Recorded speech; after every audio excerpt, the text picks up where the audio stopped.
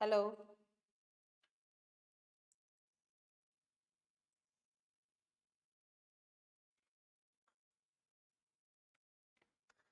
Good morning बच्चों, very very very good morning. आज फिर से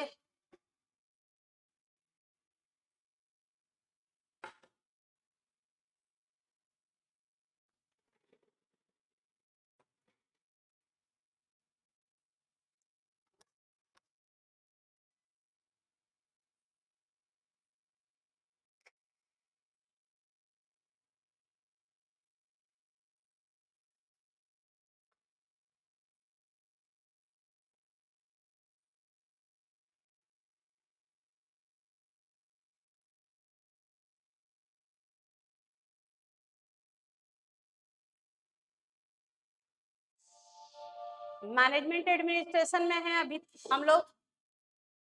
हम लोगों ने बेटा अभी तक मैनेजमेंट एडमिनिस्ट्रेशन में क्या क्या बातें कर ली। अभी तक हम सेक्शन 88 से मूव किए रजिस्टर ऑफ मेंबर, उसके बाद हम लोग आ गए सेक्शन 89 डिक्लेरेशन था बेनिफिशियल ऑनर का।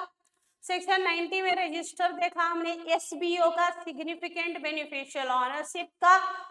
एसबीओ कौन था? कोई भी पर्सन जो इंडिविजुअल या फर्म या बॉडी कॉर्पोरेट या ट्रस्ट हो, जो किसी कंपनी का 10% या उससे ज्यादा paid up share capital, dividend right या वोटिंग राइट होल्ड करता है, उसको आपने कहा था एसबीओ, सिग्निफिकेंट बेनिफिशियल ऑन। तो उसके बाद आपने कहा कि भैया उनको कंपनी को बताना होता है बेन 1 में, कंपनी ये बात बताती है रजिस्ट्रार को बेन 2 में, कंपनी अपने यहाँ रजिस्टर मेंटेन करके रखती है बेन 3 में, और कंपनी जो है नोटिस भेजवाती है बेन 4 में उन लोगों को जिसको कंपनी को लगता है कि वो क्या है, एसबीओ हैं, या पिछले 3 साल में एसबीओ रहे थे, या वो खुद एसबीओ नहीं है पर उनको पता है कि कौन एसबीओ है। उन लोगों को रिस्पॉन्स करना था। अगर वो फेल कर जाते हैं रिप्लाई देने में या अनसेटिस्फैक्टरली रिप्लाई करते थे, तो उस केस में कंपनी जो है वो 15 दिन के अंदर एनसीएलटी में चली जाती थी। एनसीएलटी 60 दिन के अंदर नेसेसरी ऑर्डर पास करता था, और अगर आप जो भी एग्रीव्ड पार्टी था एनसीएलटी के ऑर्डर से, वो नेक्लैट में 1 साल के अंदर जा सकता था। सेक्शन 91 में क्लोजर ऑफ रजिस्टर कर रहे थे, maximum in a year 45 days के लिए रजिस्टर को क्लोज किया जा सकता है, at a time maximum 30 days के लिए रजिस्टर को क्लोज किया जा सकता है।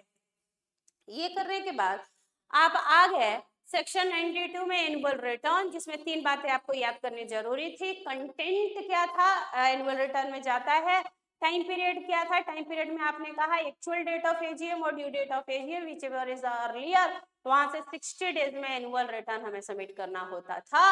अगर एजीएम नहीं हुआ, कैंसल हो गया, एडजर्न हो गया, रीजन कुछ भी रहा हो, जिस दिन एजीएम हो जाना चाहिए था, AGM should have been held, वहां से भैया 60 दिन के अंदर एजीएम आप जो है एनुअल रिटर्न सबमिट कर दीजिए, नहीं तो पेनल्टी के लिए रेडी रहिए। उसके बाद फिर आप आगे बढ़े, फिर आपने कहा कि भाई अगर लिस्टेड कंपनी है या अनलिस्टेड पब्लिक कंपनी है जिसका paid up share capital 10 crore या ज्यादा, टर्नओवर 50 करोड़ या ज्यादा है, तो उनको एमजीटी 7 में एनुअल रिटर्न फाइल करना था और सर्टिफाई करवाना था प्रैक्टिसिंग कंपनी सेक्रेटरी से।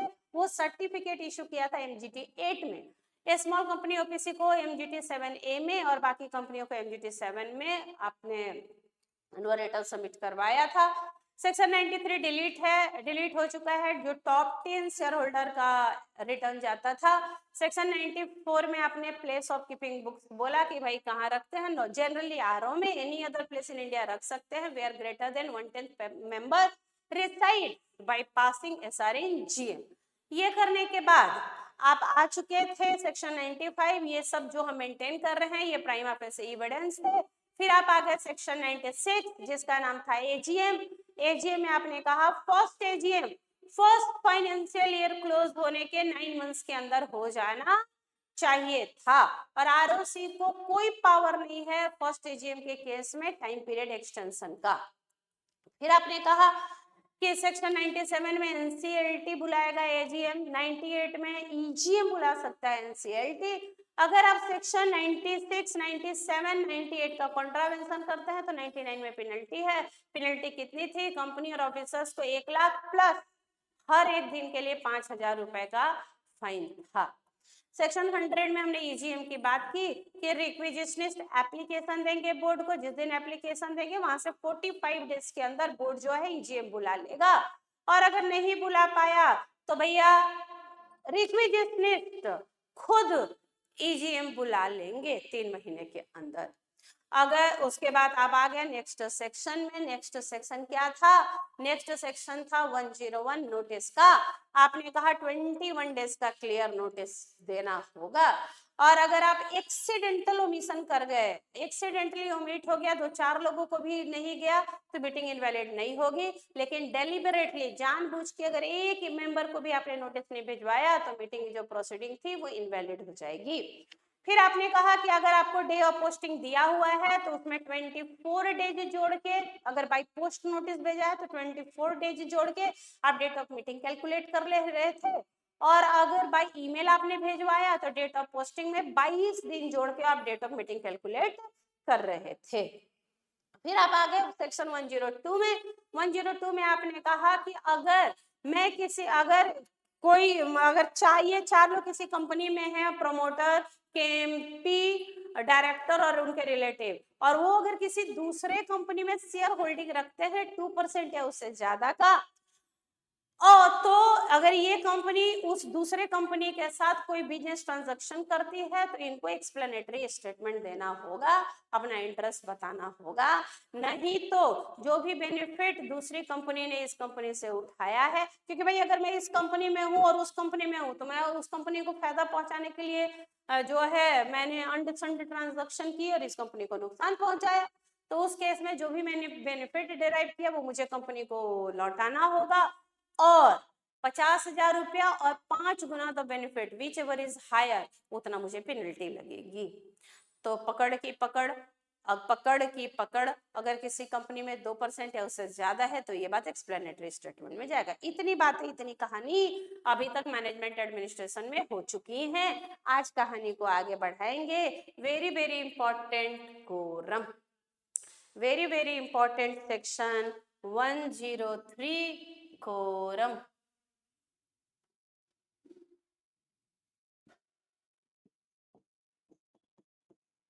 नाम क्या बेटा?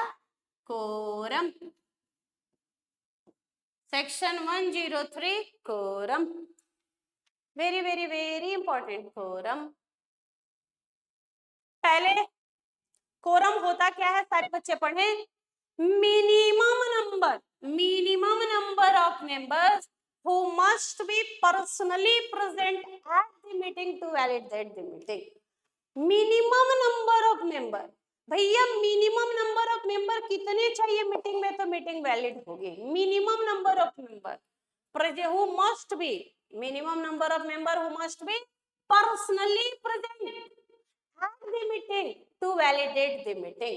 मिनिमम कितने व्यक्ति पर्सन में चाहिए, पर्सनली कितने लोग आएंगे तो ही मीटिंग वैलिड होगी, इसी को बोलते हैं quorum. Minimum number of member who must be personally present at the meeting to validate the meeting is known as quorum. अगर कंपनी बेटा पब्लिक है तो आपको नंबर ऑफ मेंबर देखना है किस दिन, as on the date of meeting, as on the date of meeting, meeting के दिन नंबर ऑफ मेंबर देखना है कि कितने मेंबर पर्सनली प्रेजेंट होंगे तो कोरम होगा। और अगर कंपनी प्राइवेट है तो 2 मेंबर पर्सनली प्रेजेंट होने चाहिए।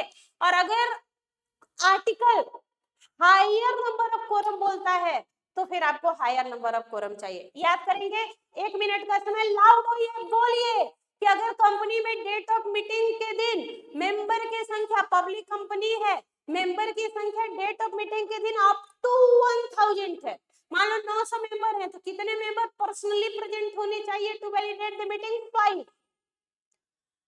अगर ग्रेटर देन 1000 मेंबर है लेकिन अप टू 5000 है तो 15 member personally present will form the quorum. और अगर मेंबर की संख्या 5000 से ज्यादा है तो 30 member personally present will form the quorum, और प्राइवेट कंपनी में 2 member personally present will form the quorum. 1 minute का समय लाउड होइए, बोलिए और देखिए कोरम होता क्या है, कितने मिनिमम व्यक्ति चाहिए प्राइवेट और पब्लिक कंपनी में बेटा।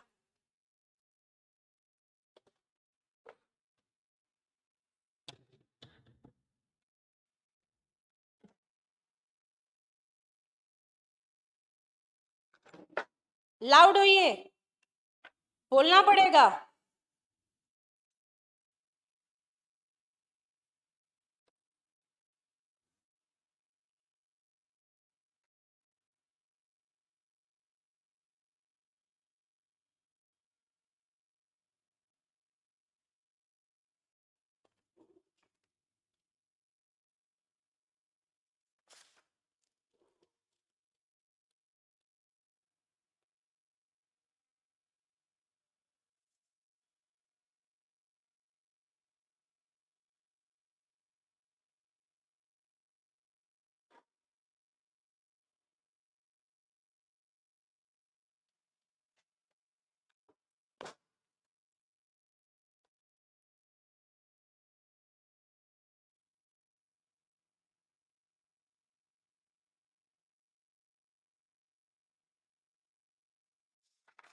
एक अमेंडमेंट है कोरम में, बता देंगे भी आपको। पहले जनरल प्रोविजन पढ़ लेते हैं, पहले जनरल प्रोविजन पढ़ लो, उसके बाद एक अमेंडमेंट है, लिख देंगे हम यहाँ अमेंडमेंट।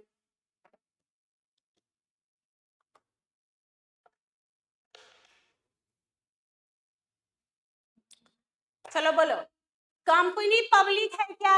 हाँ। किस दिन मेंबर की संख्या देख रहे हैं? डेट ऑफ मीटिंग के दिन क्या? हाँ। तो अगर कंपनी पब्लिक है और मेंबर की संख्या डेट ऑफ मीटिंग को अप टू 1000 है, 1000 मेंबर है, तो 5 member personally present will form the quorum.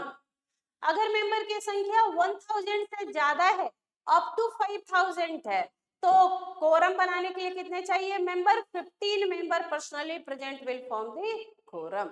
और अगर 5000 से ज्यादा मेंबर हैं तो 30 member personally present will form the quorum.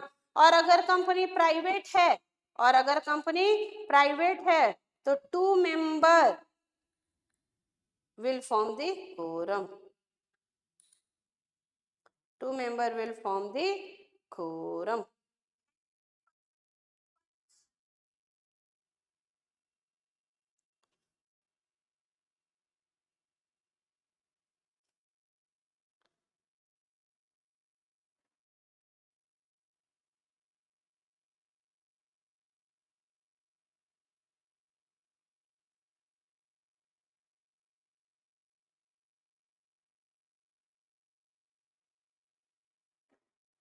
आगे बढ़िए। आर्टिकल में प्रोवाइड फॉर लार्जर कोरम, अगर आर्टिकल इससे हायर कोरम बोल रहा है, आर्टिकल बोल रहे हैं कि नहीं 5 नहीं 7 member personally will form the quorum when the number of member is 1000 up to 1000 on the date of meeting, तो उस समय क्या करेंगे हम? 7 ले लेंगे। आर्टिकल में provide for larger quorum, article जो है लार्जर कोरम प्रोवाइड करा सकता है, बता सकता है कि लार्जर कोरम चाहिए। आगे बढ़िए। Proxy not counted for quorum, proxy नहीं काउंट होता। प्रॉक्सी मतलब, मान लो बेटा हम रिलायंस कंपनी के मेंबर हैं, मीटिंग में मुझे जाना था, हम नहीं जा पा रहे हैं तो मैंने अपना रिप्रेजेंटेटिव भेज दिया, मेरे रिप्रेजेंटेटिव को क्या बोलते हैं बेटा? प्रॉक्सी। तो जो प्रॉक्सी वहां गया तो क्या वो कोरम की ये जो संख्या थी 5, 15, 30 इसमें काउंट होगा क्या? तो आंसर है no, proxy not counted for quorum, proxy quorum में काउंट नहीं होते, proxy is not counted for quorum, proxy quorum में काउंट नहीं होते। लेकिन इसका कुछ एक्सेप्शन है, क्या? However, authorized representative under section 112 and 113 will be counted as a quorum. लेकिन जो ऑथराइज्ड रिप्रेजेंटेटिव है बेटा, सेक्शन 112 में और 113 में वो भी तो रिप्रेजेंटेटिव है, प्रॉक्सी ही है, लेकिन they will form the quorum, मतलब they are good as member. उनको कैसा समझते हैं? एज गुड एज मेंबर की तरह ही समझते हैं।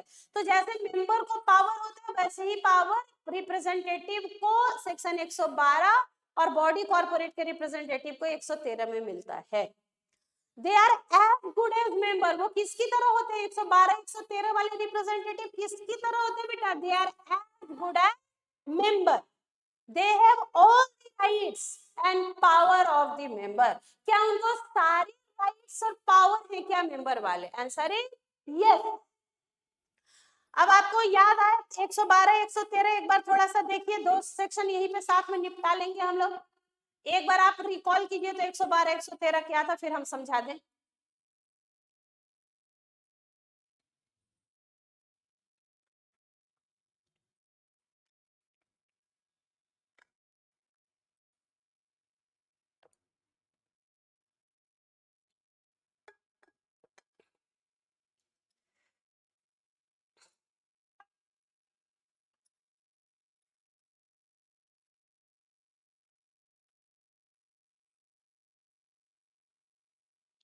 Section 112 representative of president governor है बेटा। आपकी कंपनी में मान लो शेयर्स किसने होल्ड किए? सीजी ने। सीजी मतलब प्रेसिडेंट ने या किसी स्टेट गवर्नमेंट ने किए, तो उसका वो कौन है? गवर्नर। तो भैया मुझे एक चीज बता बेटा, अगर आपकी कंपनी के शेयर्स, मान लो मैंने कंपनी ले ली आरआईएल, आरआईएल मतलब रिलायंस इंडस्ट्रीज लिमिटेड। अब भैया ये लोग तो बड़ी कंपनियां हैं, ये तो आप देखे होंगे अपनी शादी में भी, इनके शादी में, बच्चों की शादी में प्रधानमंत्री चले जाते हैं। तो आप बोलेंगे कि तो क्या प्रेसिडेंट और गवर्नर नहीं जा सकते क्या? बोला बेटा ये संवैधानिक पद है, कॉन्स्टिट्यूशनल पोजीशन है।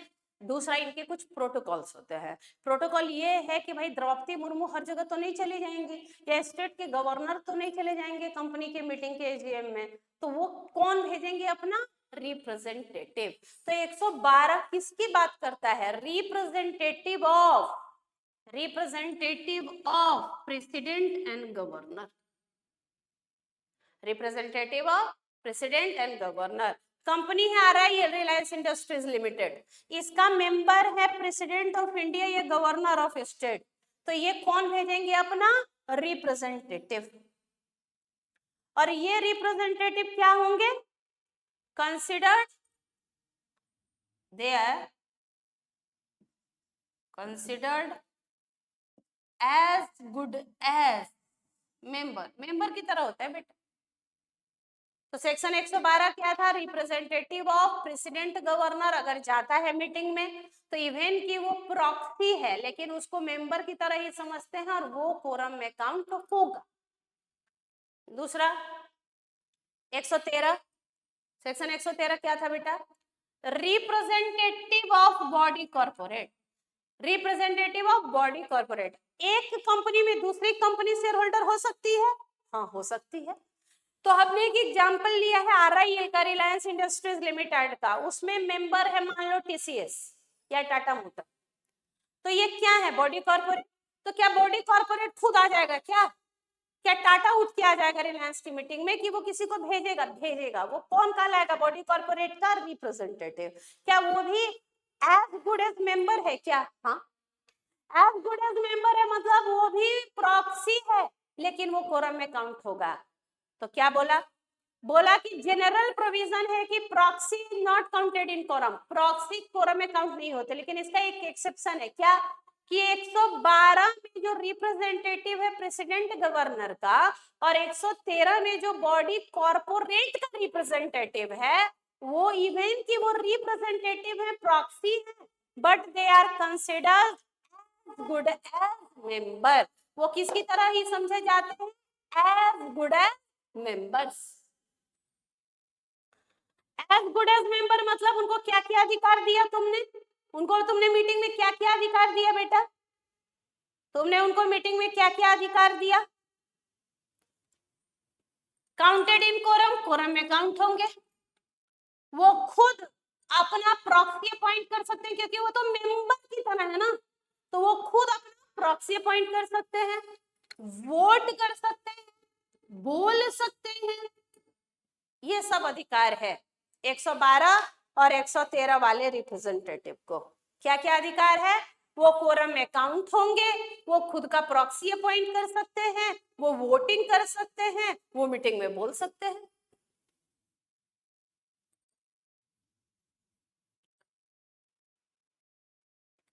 जो बच्चे जनवरी 26 में अटेम्प्ट देने जा रहे हैं और जो मुझसे पढ़े हैं, हम चाहते हैं कि आप ये जो रीस्टार्ट बैच है इसमें आप डेली 9 बजे मेरे साथ जुड़े और रिवीजन मेरे साथ एक बार करें। एक बार आप रिवीजन करेंगे पूरा लॉ का, आपको कोई टेंशन नहीं है। हर दिन आप मुझे सुबह का 1 घंटा दीजिए, लॉ का टेंशन मेरा होगा, लॉ का टेंशन हम लेंगे, लॉ का टेंशन आपको नहीं लेना। और इसी तरीके से अब आपकी सेल्फ स्टडी की घड़ी आई। अब हमारे पास अक्टूबर नवंबर फेस्टिवल वगैरह का पूरा एबनॉर्मल लॉस अगर हटा दें तो हमारे पास अक्टूबर नवंबर दिसंबर 3 महीने पूरा फुल फ्लेज रिवीजन को मिल रहा है। 3 महीने अगर किसी को रिवीजन का मिल रहा है तो आराम से बोथ ग्रुप पास हो सकता है। एक स्ट्रेटजी बनाइए। स्ट्रेटजी क्या है कि हर दिन हम 10 घंटे 12 घंटे पढ़ेंगे। जैसे थ्योरी पेपर है, आपको थ्योरी पेपर की खासकर बात बोले तो जैसे लॉ है, ऑडिट है, एसएम है, ये आप हर दिन 1-1 घंटे भी पढ़ेंगे हर दिन, लेकिन हर दिन डेली 1-1 घंटे पढ़ेंगे तो आपका ये तीनों सब्जेक्ट हो जाएगा।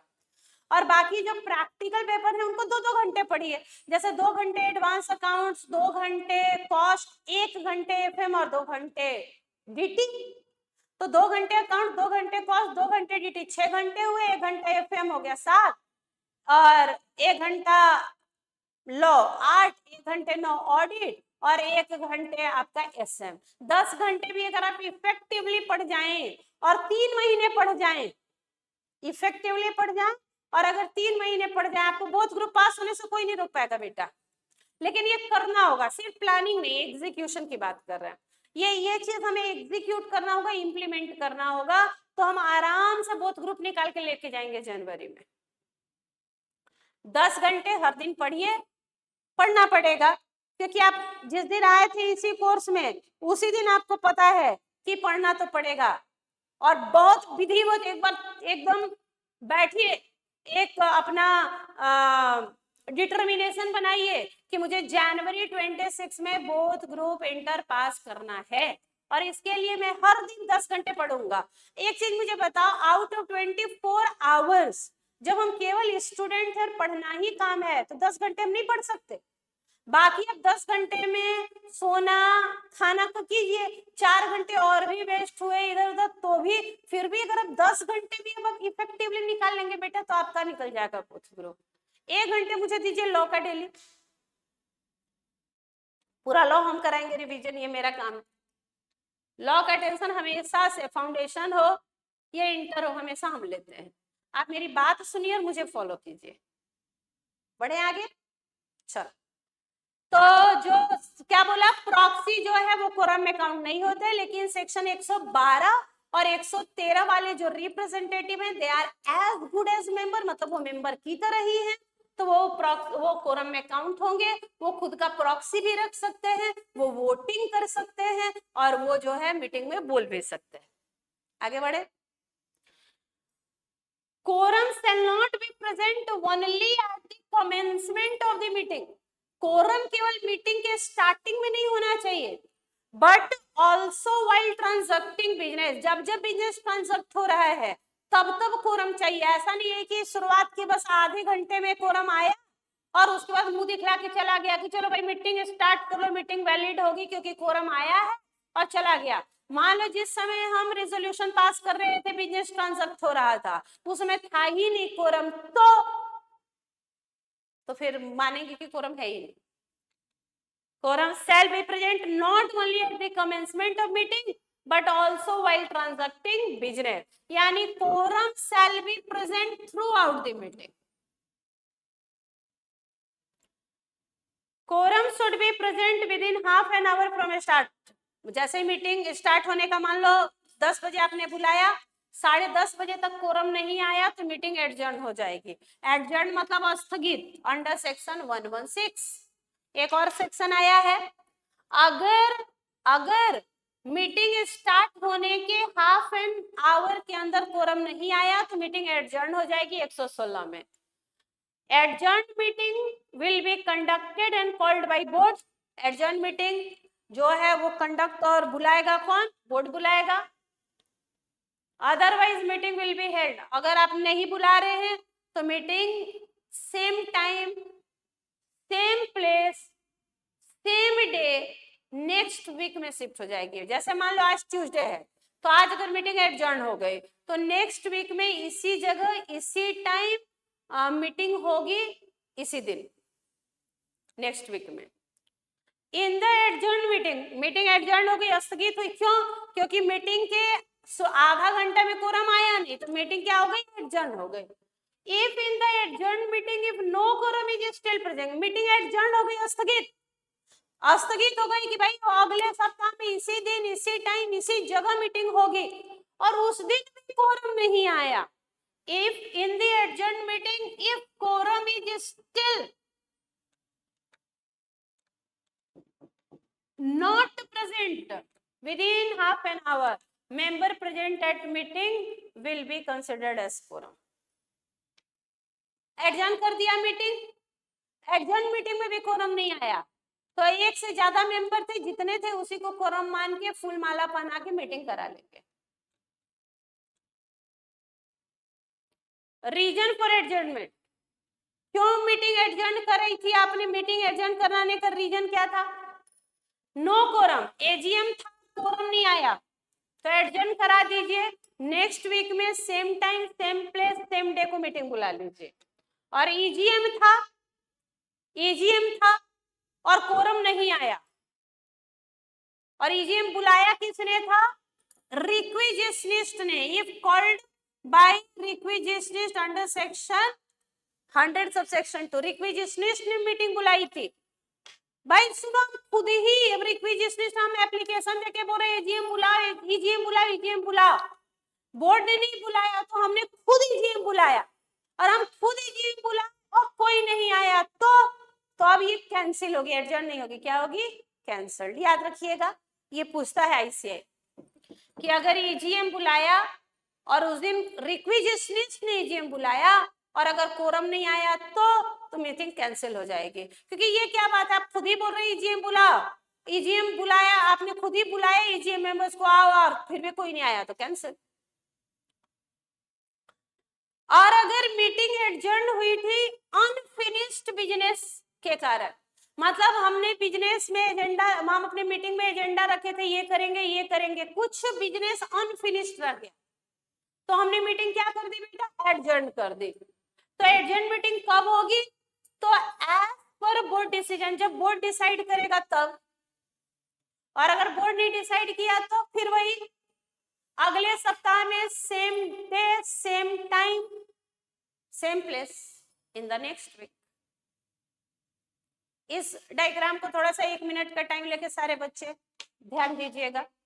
सारे बच्चे 1 मिनट का यहाँ पे थोड़ा सा टाइम लीजिए और बताइए कि अगर मीटिंग एडजर्न हुई थी तो रीजन ऑफ एडजर्नमेंट क्या था? कोरम नहीं आया था कि अनफिनिश्ड बिजनेस था? कोरम नहीं आया था तो एजीएम एडजर्न होगा नेक्स्ट वीक में सेम टाइम प्लेस डे में। और अगर ईजीएम आप रिक्विजिशनिस्ट ने ईजीएम बुलाया और कोरम नहीं आया तो भैया कैंसिल हो जाएगी मीटिंग। और अगर अनफिनिश्ड बिजनेस है तो बोर्ड डिसाइड करेगा कि कब एडजर्न किया जाए। बोर्ड नहीं डिसाइड करेगा तो अगले सप्ताह में same time same place same day.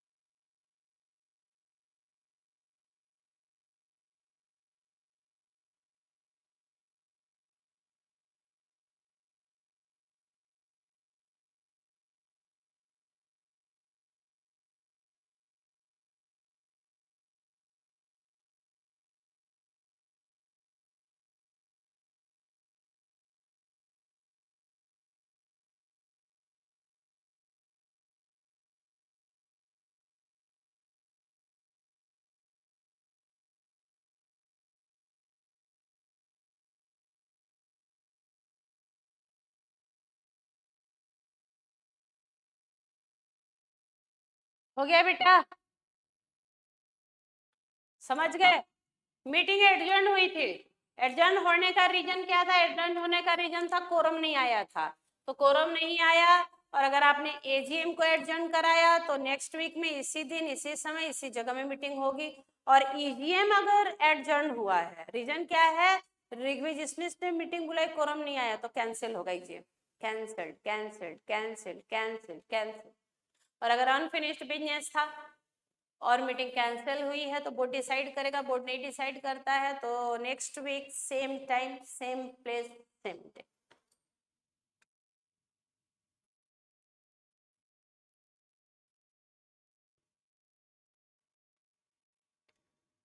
Preference share holder will not be counted in quorum. ध्यान से, प्रॉक्सी भी काउंट नहीं हुआ, प्रेफरेंस शेयर होल्डर भी काउंट नहीं हुआ,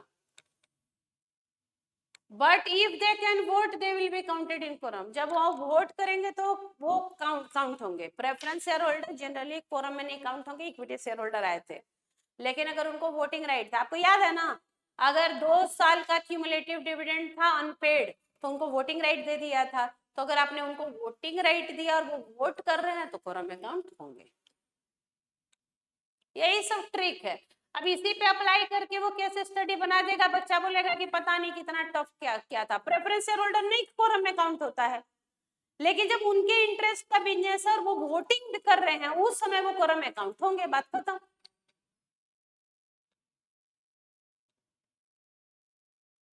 आरआईएल है, उसके मेंबर टीसीएस है, उसने अपना रिप्रेजेंटेटिव भेजा। आरआईएल का मेंबर टीसीएस और टाटा मोटर्स है, दो बॉडी कॉर्पोरेट। वो दोनों ने इलेक्ट किया, एक आदमी को भेज दिया। वो एक आदमी माना जाएगा कि दो दो, क्योंकि वो दो बॉडी कॉर्पोरेट को रिप्रेजेंट कर रहा है, टीसीएस को और टाटा मोटर्स को। क्या बोला? रिलायंस कंपनी का मेंबर, दो कंपनियां हैं, एक है टीसीएस दूसरा है टाटा मोटर्स। उन्होंने रिप्रेजेंट किया उन्होंने इलेक्ट किया अपना एक रिप्रेजेंटेटिव। तो आदमी एक आया है लेकिन वो दो बॉडी कॉर्पोरेट को दिखला रहा है, तो उसको कितना काउंट करेंगे? दो मेंबर, दो मेंबर।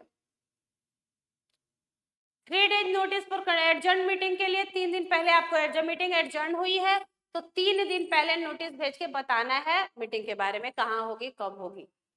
नोटिस नोटिस कैसे भेजवाएं? इंडिविजुअली भेजवाइए, नहीं तो न्यूज़पेपर में डाल दीजिए, एक इंग्लिश और एक वर्नाक्यूलर, और कंपनी के वेबसाइट पे पब्लिश कर दीजिए कि इस दिन इस समय यहाँ पे एडजर्न मीटिंग होने जा रही है। इंडिविजुअली नहीं तो न्यूज़पेपर एक इंग्लिश और एक वर्नाक्यूलर, और कंपनी के वेबसाइट पे। एक छोटा सा सेक्शन यहाँ पे ही है, ये भी निपट गया। 116 क्या था? रिजोल्यूशन। 116 क्या है? एडजर्नमेंट का resolution passed at adjourned meeting deemed to be passed at that day only। आज मीटिंग नहीं हुई, मीटिंग अगले सप्ताह में हुई, तो एडजर्न मीटिंग में जो रिजोल्यूशन पास होगा वो उसी दिन का माना होगा जिस दिन पास हुआ है, आज का नहीं माना जाएगा। It does not have retrospective effect नहीं है। रेट्रो मतलब बैक डेट से इफेक्ट नहीं है कि अगले वीक में होगा लेकिन आज का माना जाएगा, ऐसा नहीं होगा, उसी डेट का माना जाएगा। एक एग्जांपल से समझिए। मान मीटिंग 20 जुलाई को थी, मीटिंग एडजर्न हो गई और 27 को बुलाई गई। 27 को रिजोल्यूशन पास हुआ, तो रिजोल्यूशन का डेट 20 मानेंगे कि 27? तो कहा 27, 27। ये था सेक्शन 116। अभी आपने 4 सेक्शन पढ़ा। Quorum 103, 112 representative of president governor, 113 representative of body corporate, 116 adjournment. Quorum में एक अमेंडमेंट है, वो थोड़ा हम आपको कराना चाहते हैं। अमेंडमेंट है तो पूछने का चांस हो गया।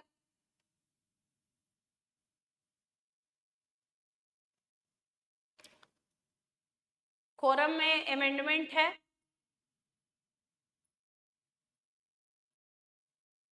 यहाँ पे अमेंडमेंट।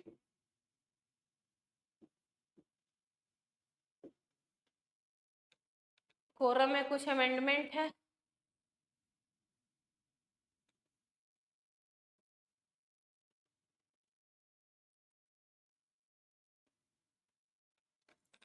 कोरम। एक एग्जाम्पल से अमेंडमेंट को समझाया है, चलिए आप भी लिख लीजिए।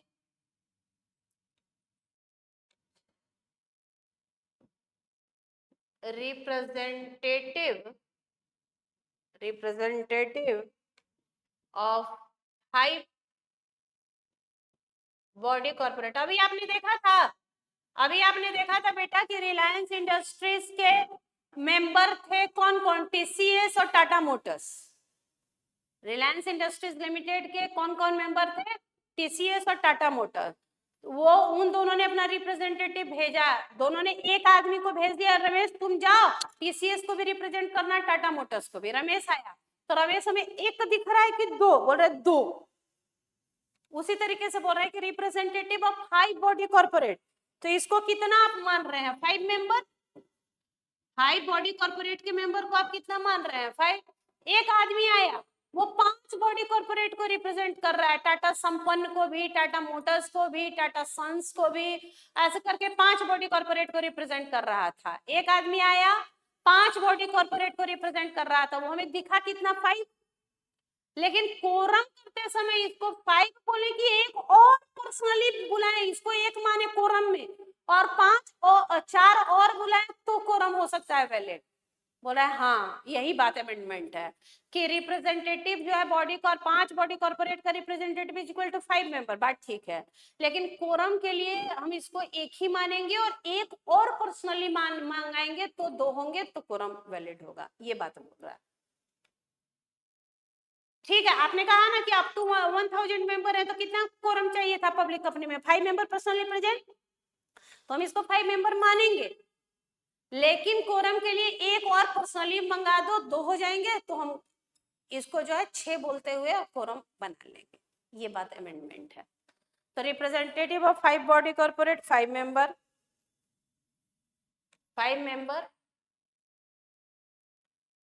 Can not form a quorum, cannot form a quorum by himself।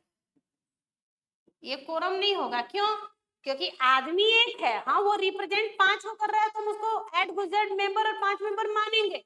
लेकिन आदमी एक है तो एक और पर्सनली मंगा लो और मीटिंग करा लो तो 6 हो जाएगा, ये बात बोल रहा है, क्योंकि इन पर्सन तो एक ही दिख रहा है।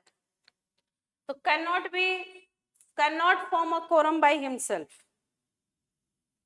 but can do so if at least one more member is personally present। एक आदमी भेज दिया तुमने, वो 5 बॉडी कॉर्पोरेट को रिप्रेजेंट कर रहा है, हम उसको 5 मानेंगे। लेकिन कोरम के लिए एक और बुला लो बस पर्सनली और मीटिंग करा लो, ये क्या अमेंडमेंट है। और एडजर्न मीटिंग होगी तो कितने मेंबर आने चाहिए, 2 member personally present will form the quorum. एक मेंबर कोरम एक ही जगह केवल पॉसिबल है अगर मीटिंग एनसीएलटी बुलाता है, याद है आपको बेटा सेक्शन 97 98। सेक्शन 97 और 98 में जब एनसीएलटी बुला रहा था एजीएम ईजीएम, और उस दिन अगर एक मेंबर आया था तो उसको हम क्या बोलते थे, कोरम।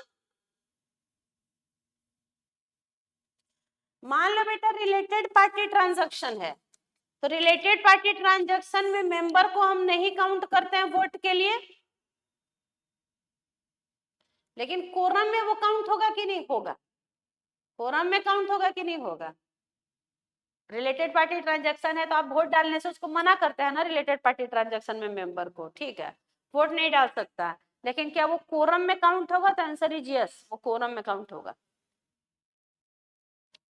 यस वो कोरम में काउंट होगा।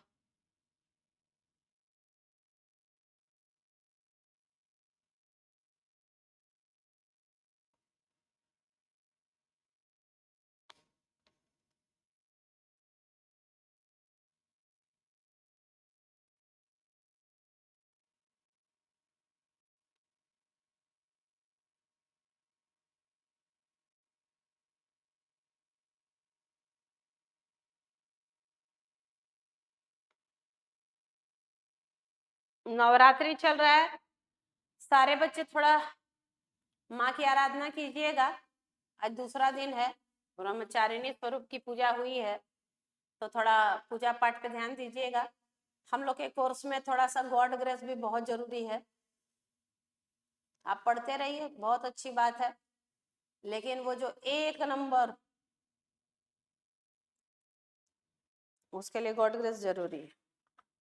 चलो, यही था अमेंडमेंट। क्या था कि रिप्रेजेंट, एक आदमी को भेज दिया हमने, मिस्टर रमेश को, वो 5 बॉडी कॉर्पोरेट को रिप्रेजेंट कर रहा है, तो भैया वो 5 है, ठीक है, लेकिन कोरम के लिए एक और पर्सनली मेंबर हमें चाहिए, तो हम आराम से मीटिंग बुला लेंगे।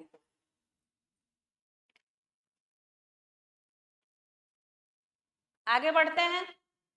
ये था हमारा सेक्शन 103। कोरम इंपॉर्टेंट है, आईसीआई का फेवरेट सेक्शन है कोरम, आईसीआई का फेवरेट सेक्शन है कोरम। तो रिप्रेजेंटेटिव है, एक आदमी आया मिस्टर रमेश, वो 5 बॉडी कॉर्पोरेट को रिप्रेजेंट कर रहा है, टीसीएस को, टाटा सन्स को, टाटा संपन्न को, टाटा मोटर्स को, विस्तारा को, लेकिन एक उसको 5 मान रहे हैं, लेकिन हमें कोरम के लिए एक मेंबर और पर्सनली प्रेजेंट चाहिए, तो हम 6 बोल के और कोरम करा लेंगे, कोई दिक्कत। प्रॉक्सी काउंट नहीं होता है कोरम में, share holder, preference share holder quorum में काउंट नहीं होता। एडजर्न हुई है अगर मीटिंग, और उस दिन जो भी रेजोल्यूशन पास होगा उसी दिन का माना जाएगा, उसका रेट्रोस्पेक्टिव बैकडेट से कोई इफेक्ट नहीं है। ये हो गया था। आगे बढ़िए। Chairman, section 104, chairman. चेयरमैन बहुत तरीके के होते हैं बेटा एक कंपनी में, management chairman, share holders meeting chairman, stake holder meeting का चेयरमैन, बोर्ड का चेयरमैन। बोर्ड का चेयरमैन जो बोर्ड मीटिंग या कमेटी मीटिंग में होता है, कमेटी मीटिंग बहुत सारी, audit committee, CSR committee, compliance committee, share holder, पता नहीं कितनी कमेटियां। हमें पढ़ना है यहाँ पे शेयर होल्डर्स मीटिंग का जो चेयरमैन। हम किसकी बात कर रहे हैं? हम बातें कर रहे हैं जो शेयर होल्डर्स मीटिंग का चेयरमैन है।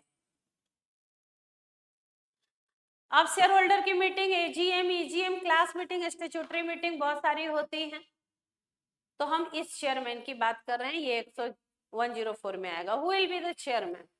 कौन होगा चेयरमैन? पहला जिसको आर्टिकल बोल देगा, पहला जिसको आर्टिकल बोल देगा, as stated in article of association.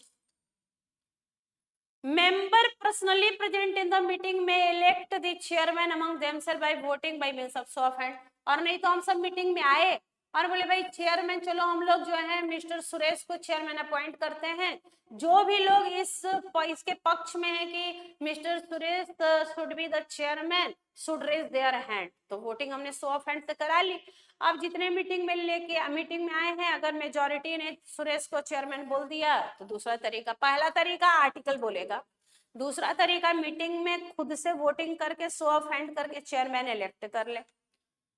तीसरा तरीका पोल डिमांड हुआ है, अगर इफ पोल इज डिमांडेड, अगर पोल डिमांड हुआ है सेक्शन 109 में फॉर अपॉइंटमेंट और chairman and some other person is appointed as a result और पोल, अगर पोल डिमांड हुआ और पोल में कोई और व्यक्ति हो गया तो वही व्यक्ति फिर चेयरमैन होता है मीटिंग का। If a poll is demanded for appointment on chairman and some other person is appointed as a result of poll, हमने शो ऑफ हैंड से मीटिंग की शुरुआत में शो ऑफ हैंड से सुरेश को अपॉइंट कर लिया, लेकिन प्रॉक्सीज आए और प्रॉक्सी ने डिमांड कर दिया पोल कि हम पोल से अपॉइंट करेंगे, तो अगर पोल डिमांड हुआ और पोल में सुरेश नहीं अपॉइंट, पूरे सुरेश को कोई पोल में वोटिंग नहीं हुई, इस बार रमेश को हो गई, तो Ramesh will be the chairman. Chairman is the authority who decides all the question raised in the meeting. कौन से क्वेश्चन किए जाएंगे मीटिंग में, ये कौन डिसाइड करता है? चेयरमैन। ये कौन होता है? Chairman must be important and take fair, important की इंडिपेंडेंट, मस्ट बी इंडिपेंडेंट, स्वतंत्र व्यक्ति होना चाहिए और फेयर डिसीजन देना चाहिए। He has additional power of casting vote, उसको एक और अधिकार है कास्टिंग वोट का। कास्टिंग वोट मतलब सेकेंड वोट। मान लो मेंबर के रूप में एक तो वोट कर सकता है और चेयरमैन के रूप में, मान लो वोटिंग हुई और वोट में इक्वल वोटिंग हो गई, पक्ष में जितने लोग हैं उतने ही लोग विपक्ष में हैं, तो चेयरमैन को कास्टिंग वोट का अधिकार है, सेकेंड वोट, वो जिसको वोट दे देगा उसके पक्ष में आ जाएगा result. He has additional power of casting vote, उसको एडिशनल पावर है कास्टिंग वोट का।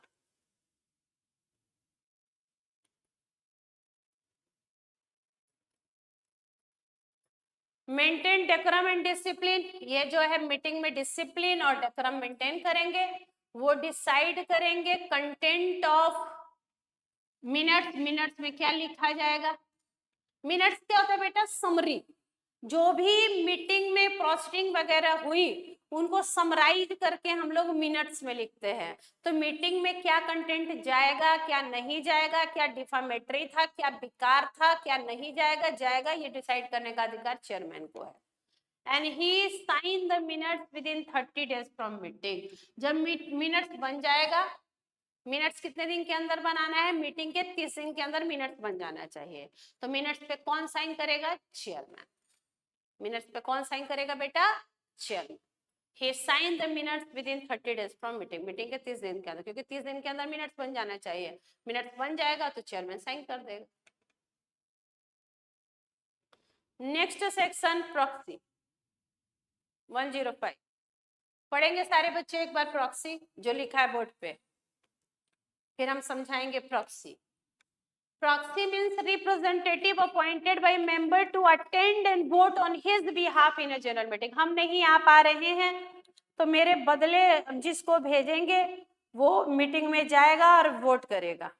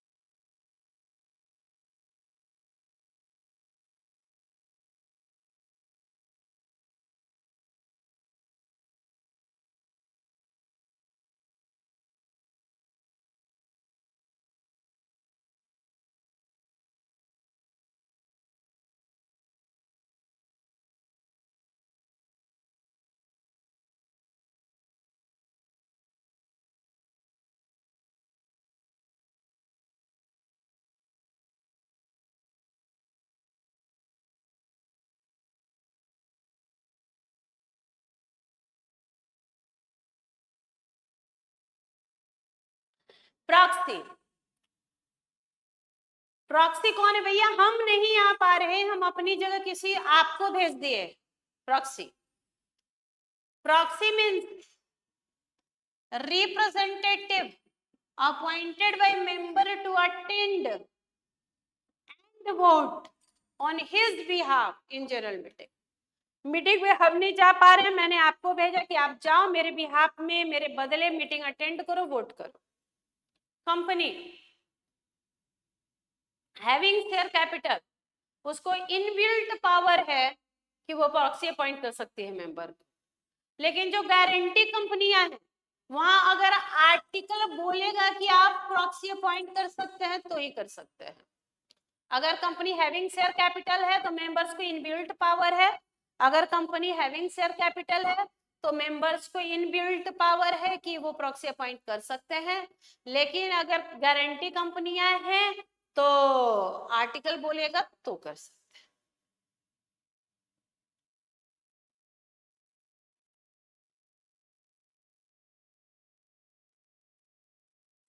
कंडीशन। प्रॉक्सी पे क्या क्या आपने प्रॉक्सी को पावर क्या दिया है? Power act on behalf of member. ये कोई पावर है? आपने जब उसको भेजा है कि जाओ मेरे बिहाफ में काम करो, बोले बड़ा बड़ा उसको पावर है। दूसरा, मीटिंग अटेंड करेगा, वाह ये भी पावर है। तीसरा, पोल डिमांड कर सकता है, पोल डिमांड कर सकता है, और अगर पोल हो रहा है तो वोट कर सकता है। पावर देखिए, पावर देखिए, मेंबर के बिहाफ में मीटिंग अटेंड करेगा, पोल डिमांड कर सकता है, अगर पोल डिमांड हुआ तो वोट कर सकता है,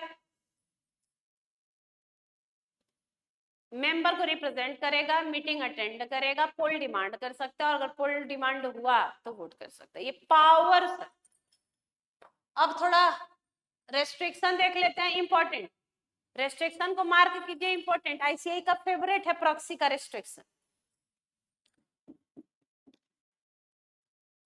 रेस्ट्रिक्शन, पहला restriction, can not vote by show of hand. मतलब जो प्रॉक्सी है बेटा वो केवल पोल अगर हुआ है, पोल में वोटिंग हो रही है तो ही प्रॉक्सी पोल में वोटिंग करेगा, शो ऑफ हैंड से वोटिंग का अधिकार नहीं है। दूसरा, कोरम में काउंट नहीं होगा, अभी आपने पढ़ा था 103 में कि प्रॉक्सी कोरम में काउंट नहीं होता। Can not participate in decision discussion, discussion में पार्टिसिपेट नहीं कर सकता, बोल नहीं सकता, मतलब गूंगा है क्या? बोले हाँ गूंगा बन के रहना है, केवल अगर पोल डिमांड हुआ है तो ही वोटिंग करेगा। तो पहला, शो ऑफ हैंड से वोटिंग नहीं करेगा, कोरम में काउंट नहीं होगा, can not participate in discussion, बोलना नहीं है, can not e voting, e voting का अधिकार नहीं है, चेयरमैन के रूप में अपॉइंट नहीं हो सकता, सब प्रॉक्सी अपॉइंट नहीं कर सकता, और 1 पर्सन रिप्रेजेंट करेगा मैक्सिमम कितना, 50% और मैक्सिमम शेयर होल्डिंग और वोटिंग पावर ऑफ 10%। मान लो प्रॉक्सी अपॉइंट हुए तो हम कितने लोगों के प्रॉक्सी हो सकते हैं? 50, या हम कितना वोटिंग पावर वाले लोगों को रिप्रेजेंट कर सकते हैं? 10%। रेस्ट्रिक्शन इंपॉर्टेंट है, शो ऑफ हैंड से वोटिंग नहीं कर सकता, इलेक्ट्रॉनिक वोटिंग नहीं कर सकता, कोरम में काउंट होगा नहीं, डिस्कशन में बोल नहीं सकता, चेयरमैन अपॉइंट हो नहीं सकता, सब प्रॉक्सी अपॉइंट कर नहीं सकता, और एक व्यक्ति मैक्सिमम 50 लोगों को या जो जिनके पास 10% वोटिंग पावर या पेड अप कैपिटल उनको रिप्रेजेंट कर सकता है।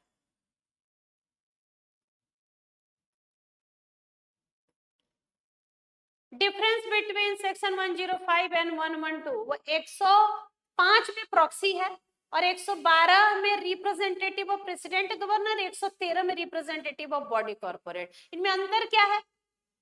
आपने कहा है कि जो रिप्रेजेंटेटिव होते हैं 112-13 वाले, they are as good as member, मतलब उनको ज्यादा पावर्स था। देखिए एक बार डिफरेंस के फॉर्म में हमने किया है। सेक्शन 105 क्या है बेटा? प्रॉक्सी। सेक्शन 115 112-13 क्या है? रिप्रेजेंटेटिव ऑफ प्रेसिडेंट गवर्नर और बॉडी कॉर्पोरेट का रिप्रेजेंटेटिव। एक बार आप देखिए, यहाँ representative is not considered as member, यहाँ रिप्रेजेंटेटिव मेंबर की तरह कंसिडर नहीं किया जाता, उसको मेंबर वाले सारे राइट नहीं है। Here representative is considered as good as member, वहां representative as good as member की तरह है, उसको वो सारे अधिकार है जो मेंबर को है। शो ऑफ हैंड से वोटिंग नहीं कर सकता प्रॉक्सी, रिप्रेजेंटेटिव कर सकता है। ये डिस्कशन में बोलता नहीं है, वो बोल सकता है। प्रॉक्सी रिप्रेजेंट करता है मैक्सिमम 50 मेंबर और 10% of share capital voting power, और ये रिप्रेजेंट करते हैं प्रेसिडेंट गवर्नर बॉडी कॉर्पोरेट। ये MGT 11 सबमिट करते हैं, फाइल करते हैं form MGT 11 before 48 our from general meeting. General meeting से 48 घंटे पहले उनको एक प्रॉक्सी फॉर्म जमा करना होता है, प्रॉक्सी फॉर्म है MGT 11, और ये कोरम में काउंट नहीं होते। उनको ऐसा कोई नो फॉर्म रिक्वायर्ड, उनको कोई ऐसा फॉर्म नहीं चाहिए, उनको केवल क्या चाहिए? रिटन नॉमिनेशन, मतलब प्रेसिडेंट रिटन में नॉमिनेट करेंगे कि ये मेरा रिप्रेजेंटेटिव है, गवर्नर या बॉडी कॉर्पोरेट रिटन में नॉमिनेशन देंगे। ये कोरम में काउंट नहीं होते, ये होते हैं। तो तीन तो यही है, ये कोरम अकाउंट नहीं होते वो होते हैं, ये डिस्कशन में पार्टिसिपेट नहीं कर सकते वो करते हैं, ये वोटिंग नहीं करेंगे वो वोटिंग करेंगे। ये गुड एज मेंबर नहीं है प्रॉक्सी, वो हैं, इनको एक प्रॉक्सी फॉर्म सबमिट करना होता है MGT 11 48 आवर बिफोर मीटिंग, उनको नहीं करना होता, केवल रिटर्न नॉमिनेशन। इंपॉर्टेंट देख लीजिए, इंपॉर्टेंट है, देख लीजिए बेटा।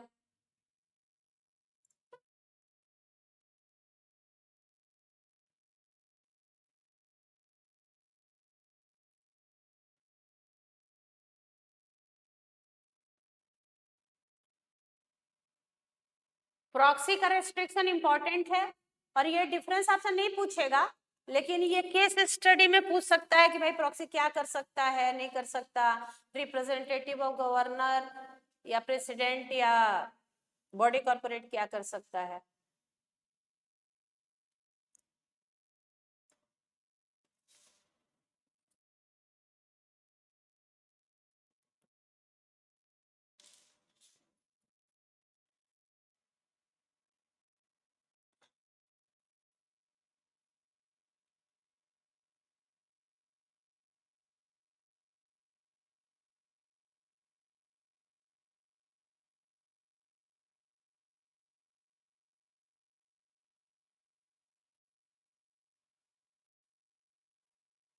प्रॉक्सी फॉर्म क्या है बेटा, MGT 11 कितने घंटे पहले सबमिट करना होता है मीटिंग के, 48 hours.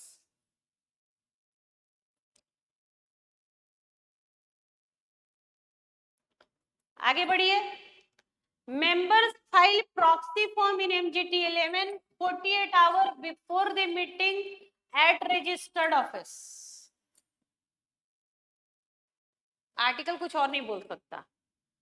Proxy did not be a member, proxy member होना जरूरी नहीं है, accept in case of section 8, important, section 8 proxy member होना जरूरी नहीं है।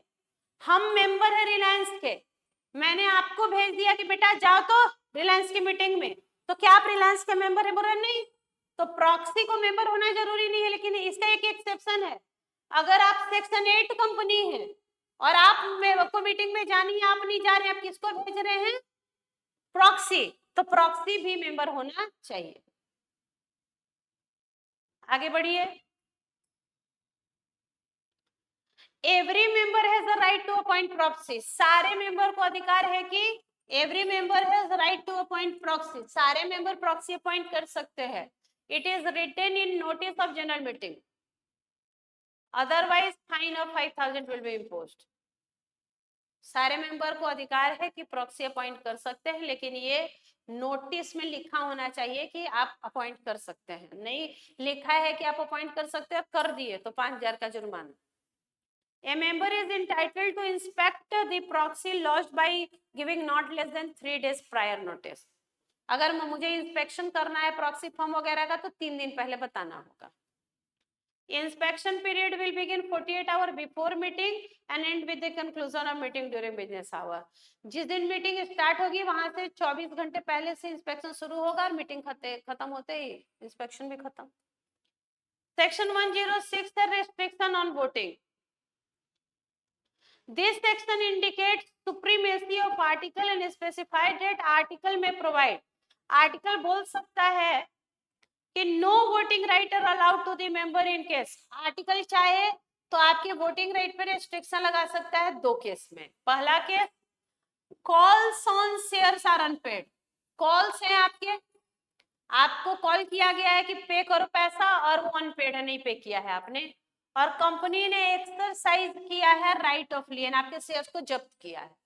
अगर कंपनी ने आपके शेयर को जब्त कर लिया है, राइट ऑफ लियन एक्सरसाइज किया है, या आपका कॉल है ऑन शेयर्स अनपेड, तो ये 2 केस में आपके वोटिंग पावर को रेस्ट्रिक्ट कर दिया जाएगा, बंद कर दिया जाएगा, वोटिंग का अधिकार खत्म। कॉल्स ऑन शेयर अनपेड है और कंपनी ने आपके शेयर्स पे क्या एक्सरसाइज किया, लियन जब्त किया। In case of joint holders, vote of senior will be considered, seniority will be determined on the basis of order of name appearing in register of member। Voting के section कहाँ से start हो रहे हैं? Voting का section है 107, 8, 9, 10, ये कल पढ़ेंगे। आज आप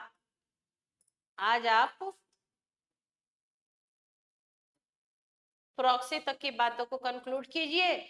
जितने क्वेश्चन आईसीआई में दिए हुए हैं कोरम, प्रॉक्सी, चेयरमैन के, वो आज कर लेना है।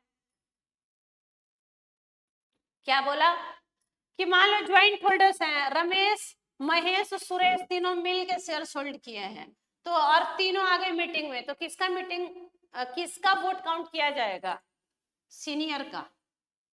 किसका वोट काउंट किया जाएगा? सीनियर का। बोल रहे सीनियर कौन होगा? जिसका नाम रजिस्टर ऑफ मेंबर में सबसे पहले आया होगा।